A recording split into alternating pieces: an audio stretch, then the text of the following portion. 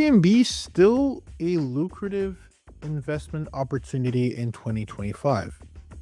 Well, in this video, I'm going to cover it and I'm going to give you all the context in the world so that you can make the decision for yourself. But before we start, my name is Ruben Kanya, and the reason I'm qualified to have this conversation with you is because I've been hosting on Airbnb for over half a decade, and I've helped multiple investors do the same, become super hosts, etc.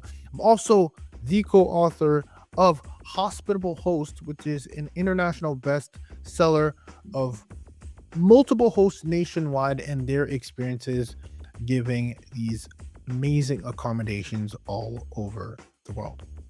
Now, is Airbnb still a lucrative opportunity? Well, in the video, I'm going to cover that. And then I'm also going to go over the 3 things that you need to look out for to be able to come to a decision. But I'll make it even easy for you. The answer is yes. However, there is a caveat to that yes, which is what I want to discuss. So while it is still a lucrative opportunity, it comes with its challenges and potential caveats depending on how much money you have to actually start investing. So done are the days when you used to just be able to just furnish a home, grab it from things from anywhere, whether it's Craigslist or Facebook Marketplace, and just slap it on Airbnb and start cash flowing. Why? Because a lot of people caught on that it was pretty much easy money. So then what happened is a lot more people came into the space. Now, I wouldn't use the word saturated, but what I would use is the word competitive. So now in order for you to stand out, you have to spend more money. And when you spend more money, it means that your return on that investment then now decreases. Now, by the way, if you have the money to spend it and you will get high returns. But in this day and age, it might mean that you're now spending anywhere from 5 to 6 figures to be in the top percentile, to then be the best, to earn the best, because everyone and their mother are looking for unique experiences. It is the time of unique experiences. What is a unique experience? It means that people are going to book for things that they wouldn't traditionally get in their own home. So why would I book a trip that's very similar to where I'm coming from if I can actually have an experience and enjoy it with friends? What does that mean? Instagrammable moments. It means having this really fully decked out back wall and accent wall and fire pit and pool if you have one, and pickleball courts and these large chest figures where you can kind of play. I mean, there's so many crazy things you can do, right? That you can offer. A hot tub, outdoor shower in our market. There's a lot of different things that you wouldn't necessarily have, and you definitely want to have the things you would necessarily have, like, again, a grill, and then some, which then means now the investment to get in, to compete, not even just to get in, because you don't want to get in. If you get in just to fit in, you're going to get those kind of returns, and it's not going to be as lucrative as if you go all in. And so those who are going to go all in and those who are going to have the amenities, it is the fight of the amenities. Those are going to offer the best experience. Those are going to offer the Instagrammable moments, the game rooms, the projectors in the basements, the theaters, all of that experience. The more you give those, best believe there are multiple people traveling every single place from all across the world, and they're looking for the best places to stay, right? That's what actually this book was about, right? We talk about inspiring memorable stories from Airbnb hosts around the world to educate and motivate them on how to be hospitable hosts. And I've stayed in Airbnbs from all over the world, from Italy to again, anywhere you name it, to St. Martin, to hotels as well. And I've had different experiences, and people are looking, especially for larger groups, they're looking for those key moments and experiences. So what does that mean for you as an investor? It just means that you are no longer playing the small furnished home. You're going to have to spend a pretty penny and a pretty dollar to get a high return back, which then means you're going to have to then spend a lot more in to get a lot more out. So if you're playing that gray area, for me personally, I don't think it's a lucrative investment unless you put lucrative amounts in. Now, there is an alternative which I like the most, And this is where the temporary housing, the midterm rental insurance niche comes. If you're currently getting value from watching this video, you'll want to make sure you take a second and click below to grab the midterm rental insurance blueprint to help accelerate your process in being able to land these midterm rental insurance contracts with respect to your marketplace. Make sure you click the button below and grab it and continue on with the gems in this video. Comes in for us because we want to use Airbnb as our secondary strategy and not our primary. If you're in the primary, you better be the best. But if it is a secondary option, then it opens up you to then focus on your primary, and the primary option does not require as much upfront lucrative investment. Why is that, and what in the heck am I even talking about? I'm talking about catering to temporary housing relocation, to temporary housing displaced policyholders, aka I need to stay because something happened to my home, like a pipe bursting or fire, smoke, or any renovations of some sort that does not allow me to be able to live in my home. Now, the reason we cater to those folks is when you're coming in and you're being removed, you're not looking for an experience, you're looking for availability and functionality. And because there is a shortage of inventory that's available, again, we specialize, big hint here, on 4 to 5 bedroom homes. We've still done it with 3 bedrooms, but we like larger homes because we can have, again, a small family stay into a large home, but it's hard to have a large family stay into a medium size or small home. Therefore, we like to go big. That way we widen the net for the kind of families that we can help.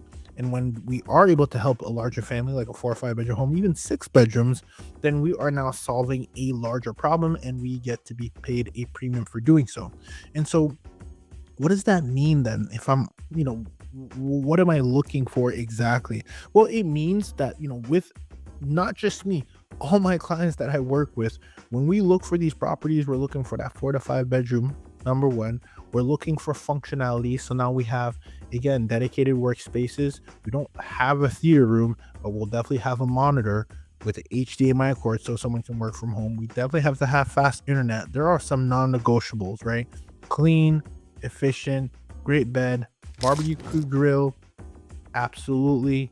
Do you have to have a fire pit? Not necessarily. Do you have to have the pool? Absolutely not. But is it best practice for you to have a fenced in backyard? Absolutely. Functionality over the likability of, I wish I could have all these things when I'm staying, right?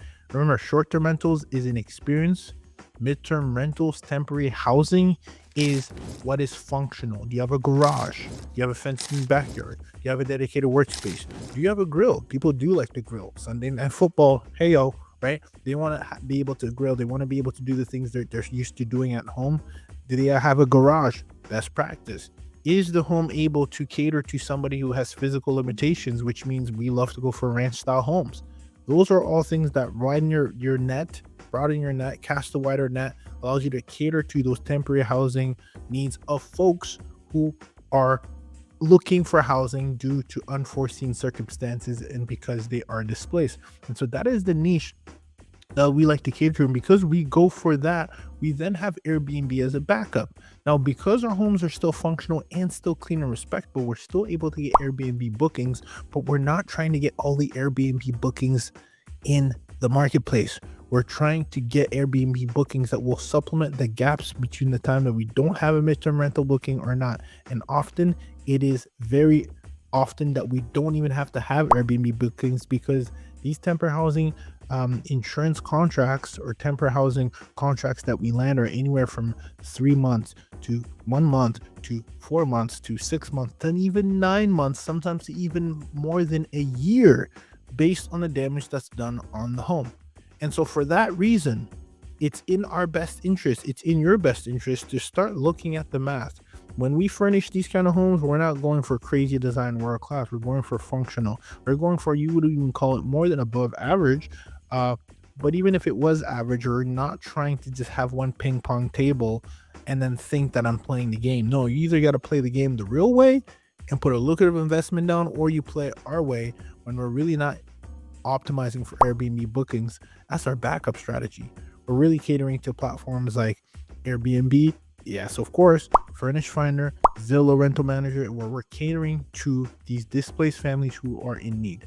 So, is Airbnb still a lucrative investment for 2025? The answer is 100% yes. But just think about, as an investor, where your cash on cash return is going to be if you're spending about $100,000 in design, which, by the way, is not unforeseen. And I'm talking about furniture, design, all inclusive, 120,000, $100,000. Then it better do what I believe is at least your 10% rule, or I should say your 15% rule. If you're going to buy $1 million property, it best be making 150K in revenue. If you want to be in the top percentile, you should be making more than that, right? But don't put 100K in and only make 150K that year. You know, that number would actually still make sense, but think about how much you just put in to get what, a 50K profit margin for the first year. Again, depending on where you're at, that might be good for you, but just keep in mind that that's what it could take to make that amount, which, by the way, all relative to what you're optimizing for. But just keep in mind, if you don't have $100,000 to spend, which, by the way, it's just an arbitrary number that I'm just throwing out there. It could be 60,000, could be 50K, but keep that in mind. What is going to be your cash on cash return when you make the money back? What is that market forecasting? One of the areas that we like to use for forecasts is airdna.co.co. It's one of many databases which you can check data on how your property is going to perform. Look at how much it might gross in that area, how much properties are grossing in that area. If you're not going to do it manually, definitely use, I encourage you, use more than one source. Use airdna.co, use Data Rabu. You can use a lot of different resources to at least get an understanding what your forecast is going to be in cash flow for that area before you make the investment of at least making either a lucrative investment where you're gonna go all in so you can be top of the market and top percentile money, or you simply do not ever want to be in the gray area. And because we don't like to be in the gray area, we certainly want to be the number one temporary relocation provider by optimizing for these temporary housing contracts. And that's how we get around not having to be the top percentile in Airbnb. And that is how we've actually made the decision that Airbnb is not going to be a lucrative investment for us in 2025, but it is certainly going to be a place that is lucrative for us to leverage as our secondary strategy. If you're interested in our strategy, make sure you grab the free midterm rental insurance blueprint to see how we make Airbnb our secondary option. Still leverage it, but not depend on it. Because if you're going to depend on it and you're going to play big and you're going to do it, it is going to be a lucrative investment, which is well worth its weight in gold when it comes back full circle if you're willing to make the investment. You do not want to be in the middle area, in the gray area. You do not get paid being in the middle, you get paid being in top percentile. So which option are you going to pick for 2025? Make sure you comment below. Let's have a good chat and grab the blue. If you got value from this video, make sure you check out 3 reasons why mid-term rentals require less effort than Airbnbs.